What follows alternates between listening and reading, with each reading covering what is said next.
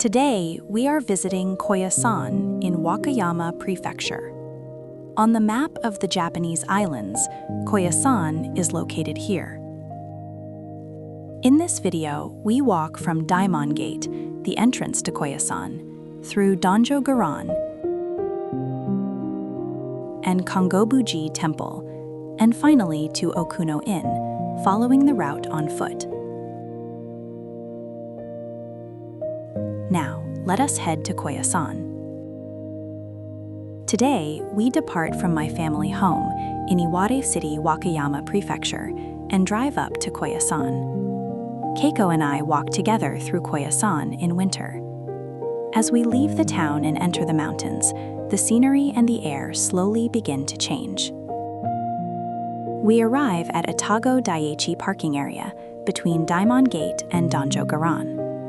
Here, we park the car and switch to walking. This is Daimon Gate of Koyasan. This gate is said to mark the boundary between the everyday world and the sacred realm beyond, serving as a spiritual barrier.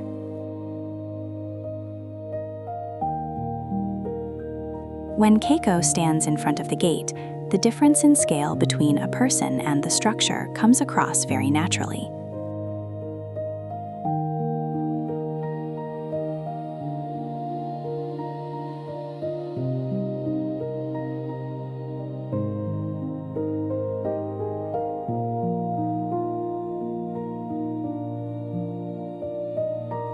Crossing this gate, we leave the ordinary world and enter a world of faith and prayer, quietly stepping forward.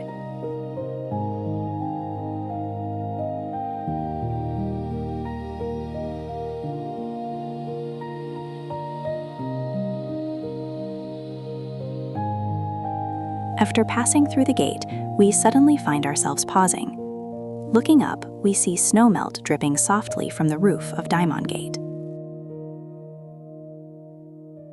Beyond that, the town of Koyasan slowly spreads out before us.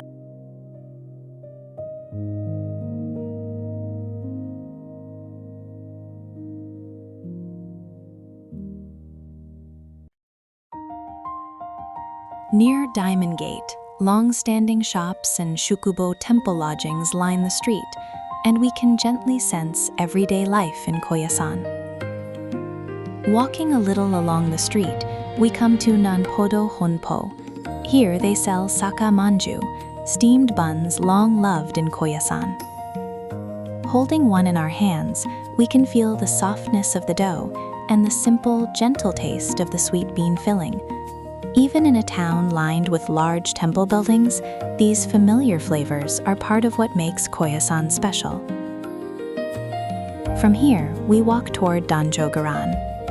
The distance is not long, and as we walk while watching the townscape, it feels like a comfortable stroll. Before long, red pillars come into view. This is Chumon Gate, the entrance to Danjo Garan.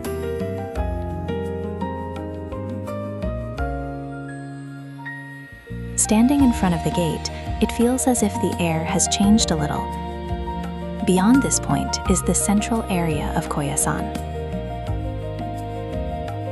At Chumon Gate, 4 Neo Guardian statues stand, 2 on each side, front and back. Their powerful figures signal that this is a special sacred realm. Passing through the gate, Kondo Hall spreads out in front of us. Beyond it stand Konpon Daito and Mikagedo Hall, and these symbolic buildings of Koyasan line up together so that the whole Garan opens out as one great space. Once we pass through Chumon Gate, a wide Garan space stretches out before us.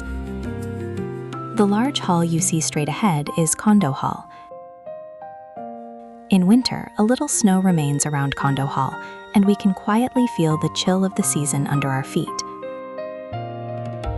This hall is known as the main venue for important Buddhist ceremonies in Koyasan. Depending on the time of year, such as around New Year's, there are days when interior visits are free of charge. We are not allowed to film inside Kondo Hall, but within it, statues centered on Yakushi Naraya are arranged in a calm, orderly atmosphere.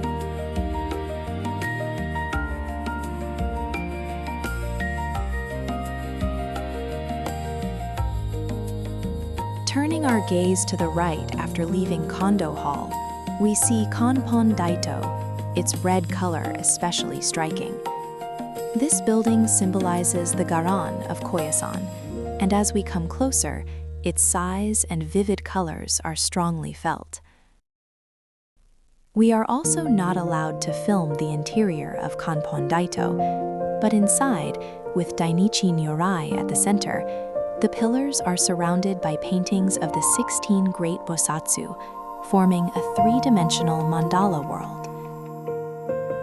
Beside the pagoda, there is a bell tower, and we feel that many places of prayer are quietly arranged throughout the Garan. A little further on, we come to the Omamori office. Here you can receive protective Omamori charms. We also received 2 Omamori. When we place them in our hands, inside the clear plastic, it feels as if the memories and wishes from walking here today settle quietly into that small space. Leaving the Garan and walking on, we see Jabara-michi path leading toward Kongobu-ji temple. As we feel the cold under our feet, our gaze moves gradually forward, then gently upward until the winter sky spreads out quietly above. From here, we head to Kongobu-ji temple.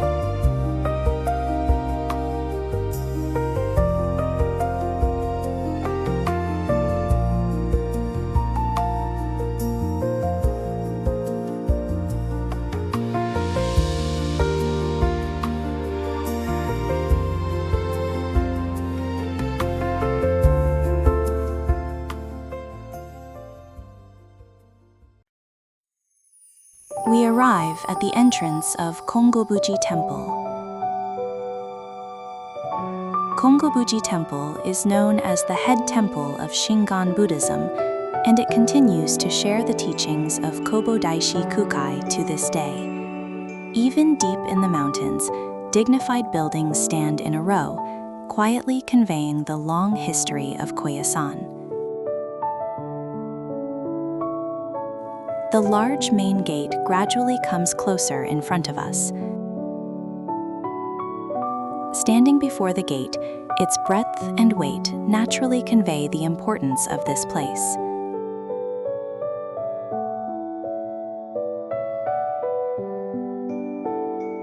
Passing through the main gate, a wide, quiet precinct opens up.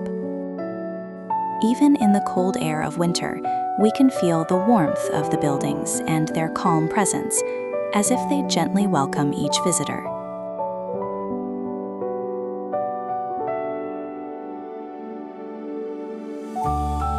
Around the buildings are tensue-oke, rainwater cisterns placed to help prevent fires. They store rainwater that falls from the roof to be used in case of emergency. We do not usually notice them very much, but they show the important efforts that remain to protect the temple even today. Walking further, we see the unfinished lattice window. There is an old idea that once something is made perfectly complete, its decline begins from there. So by leaving it slightly unfinished, they preserve the building for a longer time. After this, we also visited the interior of Kongobu-ji, but in this video, we focus mainly on the exterior. Even from the outside, we can feel the stillness of the buildings and the unique atmosphere of Koyasan. Before going on to Okunoin, we decide to have lunch.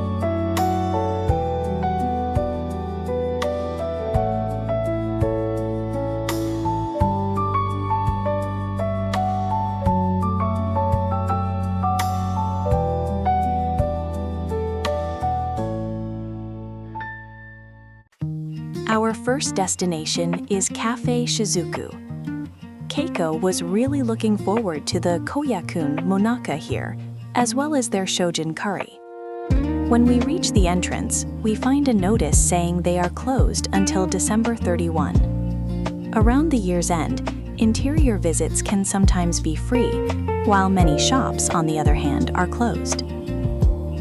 We change our mood and walk through the town looking for the next place. After walking for a while, we find that a restaurant called Marutaka is open. The atmosphere is calm and relaxed, so we decide to have lunch here. The vegetable curry that is brought to our table has a simple, comforting feel to it, and it seems to gently ease the fatigue from our walk.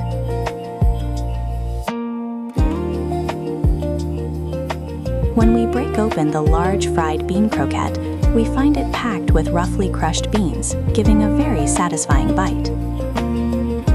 It feels a bit like Shojin cuisine, and it is a dish that would likely please vegan visitors from overseas as well.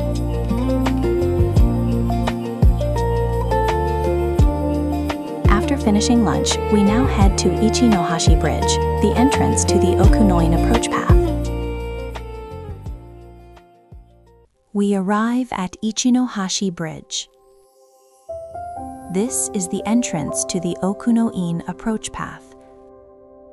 Crossing this bridge, wrapped in a quiet atmosphere, we begin walking the path that leads to the mausoleum of Kobo Daishi at Okunoin.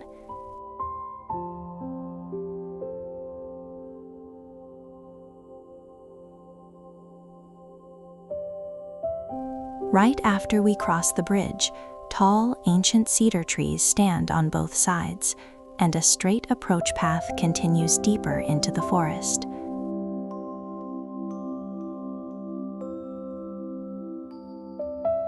Along the way stand memorial monuments for historical figures, showing that over many centuries, Koyasan has been a place of faith for countless people.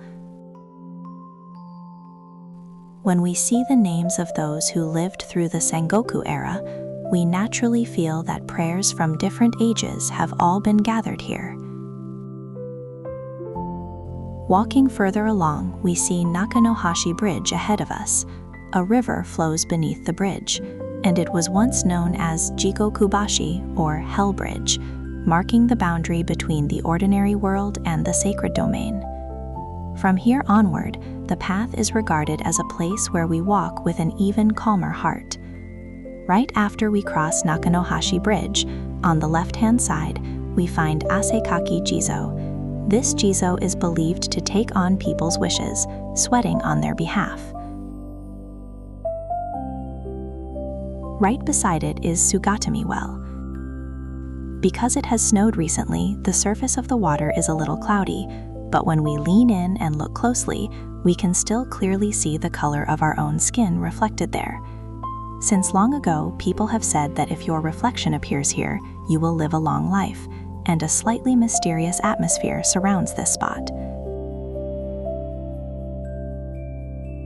After passing Sugatami Well, the approach path continues straight on without changing. We keep walking quietly, further and further along the path.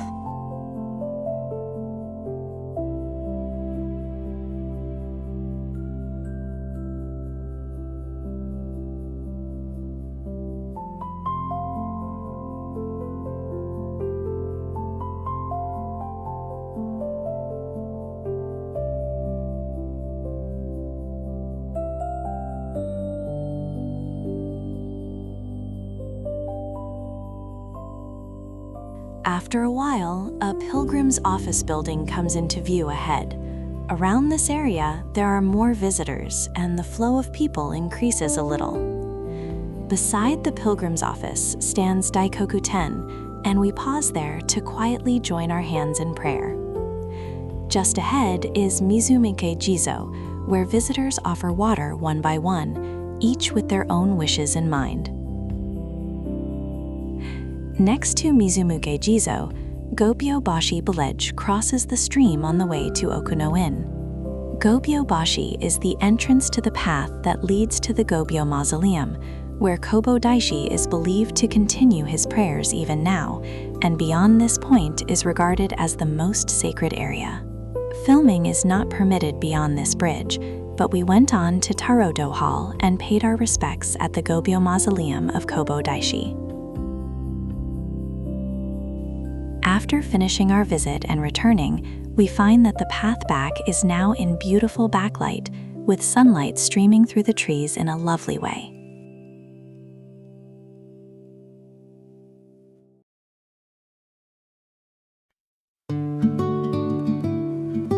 last, we arrive back at Ichinohashi Bridge. Around the bridge as well, the light is coming from the front, and a bright glow seems to wrap the entire path. In a brightness slightly different from when we came, the quiet of the approach path shows us another side of itself.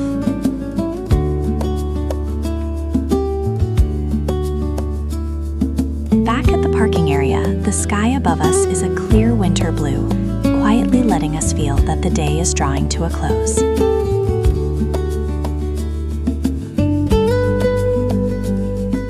As we leave Koyasan by car, Daimon Gate slowly comes into view outside the window.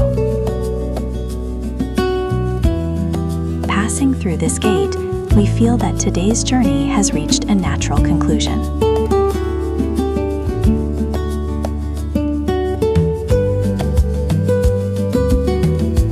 Thank you very much for watching until the end.